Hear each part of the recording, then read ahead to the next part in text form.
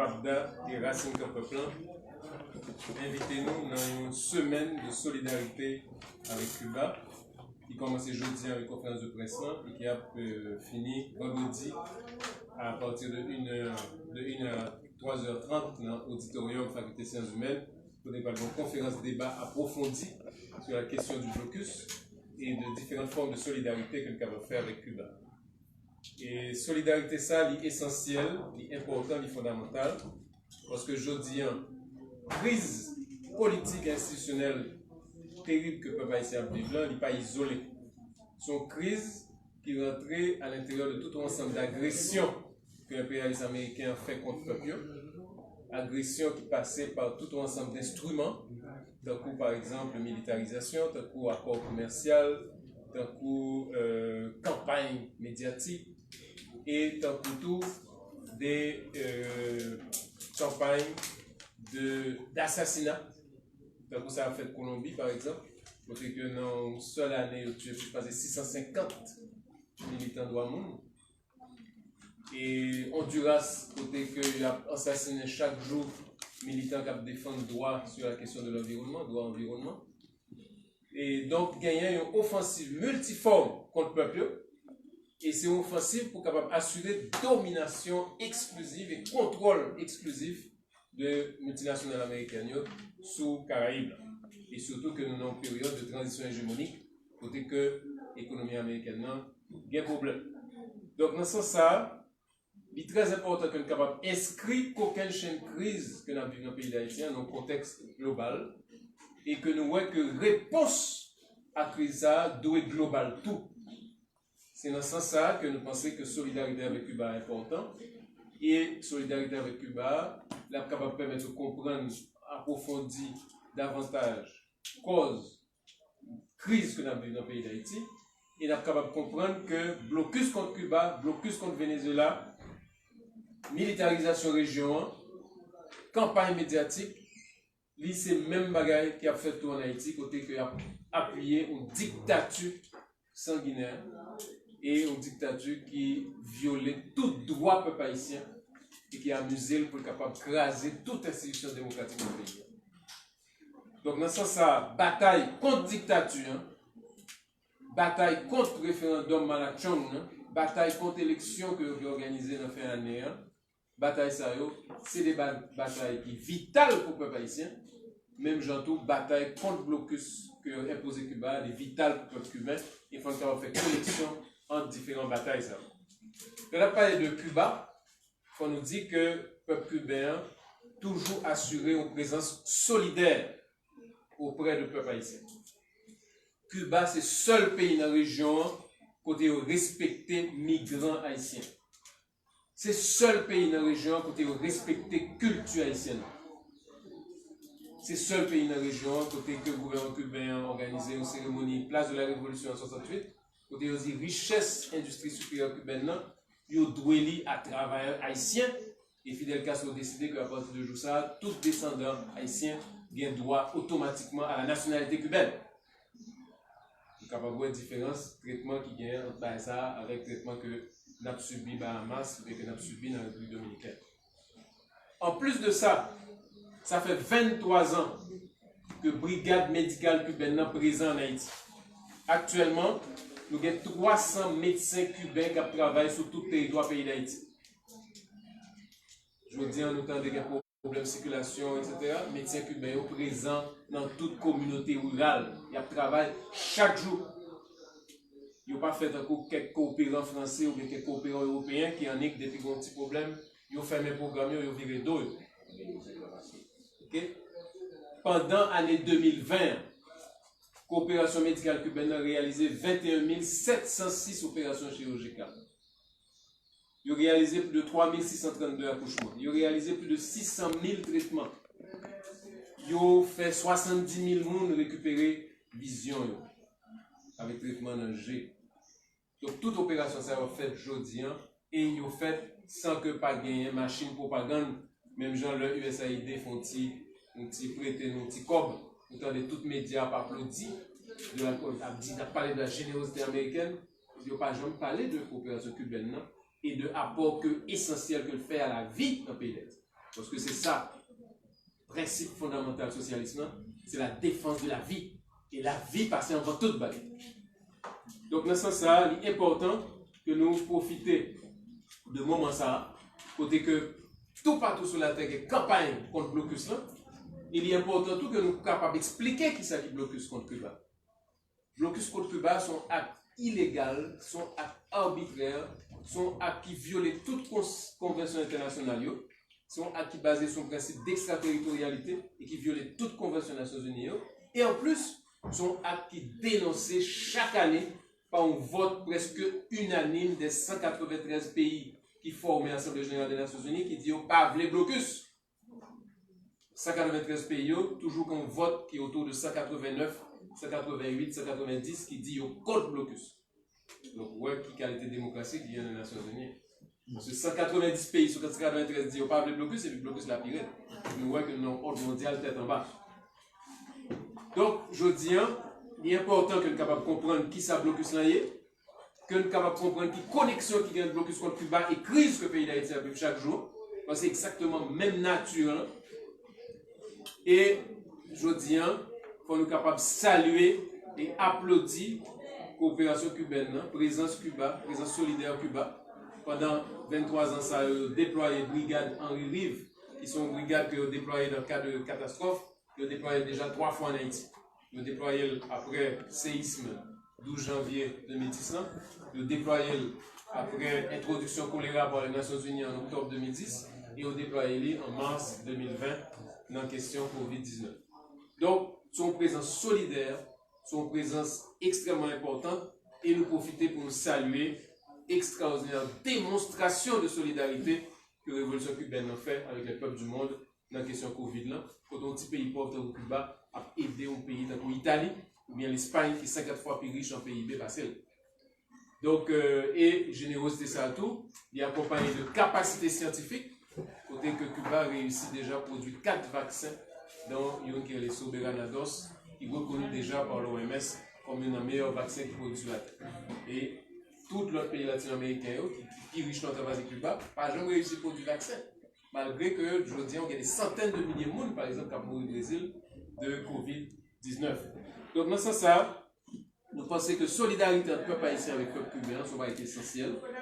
Solidarité entre peuple cubain avec peuple haïtien, ça va être qui doit être basé dans les gestes posés sur différentes questions, notamment contre le blocus là. Et je dis, nous connaissons qu'en mois de juin, là, il y a un vote, une nouvelle fois encore, au vote des Nations Unies sur la question de blocus là. Et dans ce moment-là, il est important que le peuple haïtien soit capable d'affirmer solidarité avec Cuba et nous inviter tout le monde à participer dans différentes activités qui ont mené semaine, notamment conférence débat qui pourra être faite dans l'auditorium Faculté Sciences Humaines vendredi à partir de 13h, à partir de 1h de l'après-midi, pour être capable d'approfondir la question et gagner plus d'informations sur présence solidaire Cuba avec Haïti et présence solidaire de l'autre peuple dans la crise haïtienne, même gens que Josué a souligné à travers aucune chaîne de mobilisation qui fait le 29 mars dans tout le continent pour dénoncer la dictature de Jovenel Moïse et exiger le départ du dictateur. Et dans ce sens, il y a un comité international qui continue le travail, le comité international de solidarité avec Haïti, qui continue le travail et qui pourra très bientôt annoncer un agenda de lutte et un agenda d'action pour capable aider les peuples haïtiens à débarrasser de la dictature de Jovenel Moïse et freiner l'agenda à la mort qui est annoncé là avec soi-disant référendum constitutionnel et élection avant fin année. Donc, dans ce sens, nous invitons, nous participer à toute action de solidarité avec Cuba. Nous invitons, nous signer des pétitions, par exemple, qui dénoncent le blocus là. Nous invitons, nous informer la population sur qui ça semble dire solidarité entre peuples. Et pas oublier que solidarité, c'est un mouvement qui est fondamental pour nous capables de faire face aujourd'hui à la guerre totale que l'impérialisme a déclarée à peuple et qui a mené la mort, a mené la destruction, a mené le bac qu'a fait dans le système démocratique et a mené une situation intolérable pour le peuple caraïbe. Est-ce que nous pensons que c'est une activité contre le blocus sur Kibata, car il y a quelque chose, nous connaissons, et je me dis à Haïti, vous ne pas dire rien sur scène internationale. Bon, alors, là, on va passer en pile, on va filmer ça. Et pas oublier que nous bataillons pendant plus d'une dizaine d'années pour jouer une libération 5 prisonniers cubains et nous jouons une victoire. Et c'est grâce à la mobilisation du peuple fait tout partout qui fait que les États-Unis sont obligés de libérer ces cubains. Okay? Donc ça veut dire, mouvement solidarité, bas résultat. Mouvement solidarité permet de bloquer tout ensemble de processus et c'est un bagage qui est vraiment important. Maintenant, et moi, je crois qu'au niveau international, toute organisation et tout réseau qui respecte les têtes connaît que voix Jovenel Moïse pas représenter le peuple haïtien. Ils connaissent que vote la honte que Jovenel Moïse a fait l'OEA pour condamner la révolution bolivarienne et autoriser l'intervention militaire des États-Unis. Ils connaissent que le peuple haïtien n'est pas d'accord avec ça. Et dans ce sens, nous avons notre grande campagne que COPAP Scumbit avec PAPDAT est lancée depuis fin mois de janvier. Nous avons une solidarité extraordinaire qui manifestée.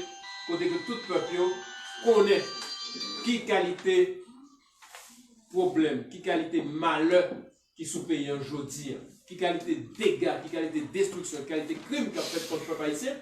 Et ils préparé pour être capable de camper avec le peuple haïtien pour aider nous libérer tête nous en bas malheur que nous y là aujourd'hui. Dis-nous, professeur Chalmers, et mis à part de conférence vendredi avec conférence de presse jeudi, quelle autre activité nous prévoyons dans 4 semaines là?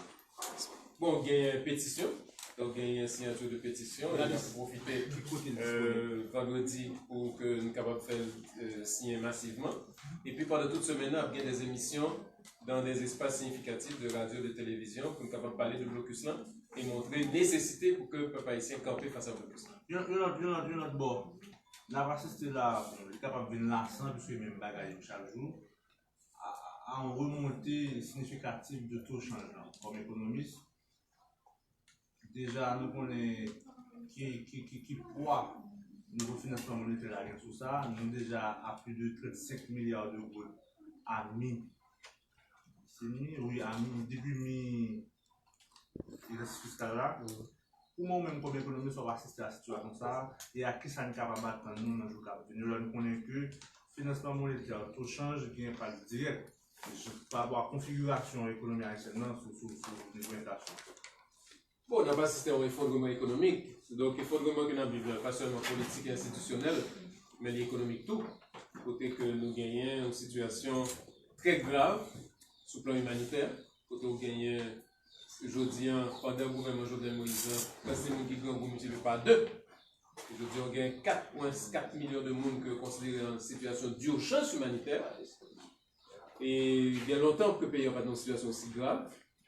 Vous gagnez pendant 10 ans PHTK, Goud l'a perdu 157% valeur pendant 10 ans PHTK.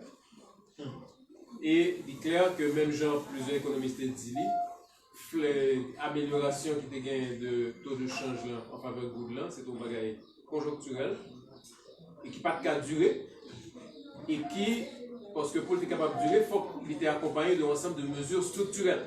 Par exemple, au niveau de crédit bancaire, au niveau de l'investissement productif, au niveau de l'accès à crédit, etc. Donc, tout un ensemble de mesures qui ne pas prendre parce que justement, nous représentons un gouvernement antinational qui font politique économique néolibérale, qui anti-croissance et qui n'est pas capable de mener aucune solution à panne de croissance que le pays a vécu depuis très longtemps. Donc, situation n'a pas aggravé, je dis, avec le fait qu'on ait une réserve internationale qui est au plus bas, 450 millions de dollars américains, parce que c'était 2 milliards à la fin de Préval. Okay? Ou gagne un déficit fiscal grandissant, côté que son gouvernement qui a fait des dépenses arbitraires, qui n'est pas entré dans le plan, qui n'est pas approuvé en quel côté, parce que depuis 2 ans, le budget qui n'a pas appliqué, c'est des budgets qui ne sont pas légaux, parce que évidemment, la loi budgétaire, il y a tout un ensemble de procédures pour faire adopter. Okay? Donc, et nous voyons que ça qu'a fait là, c'est un système côté que il y a des transferts de fonds qui a fait de l'État vers des particuliers et vers des clans économiques qui sont fidèles à Jovenel Moïse et au PHTK. Donc, c'est affaiblir l'État, désosser l'État, okay? Dévitaliser l'État au profit d'intérêts particuliers et au profit d'intérêts de série de clans non oligarchiques. C'est ça qu'a fait la jeune. Et côté que nous gagnons effectivement une situation terrible, côté que l'administration publique est pratiquement paralysée. Même si on a besoin de feuille, papier, un crayon, dans n'importe quel ministère, je dis, il n'y a pas de cop. Et puis, il y a des masses d'argent qui ont débloqué pour payer gang, pour essayer de faire corruption, pour essayer de pousser les gens à un référendum tête en bas, etc. Donc, je dis, en priorité, c'est justement installation de dictature et imposer une constitution qui c'est un bouclier de la dictature. C'est ça lié. Constitution qui a essayé d'imposer, c'est bouclier régime dictatorial que vous voulez établir. Heureusement, nous connaissons que la résistance peuple haïtien ne peut pas permettre ça fait dans le pays d'Haïti.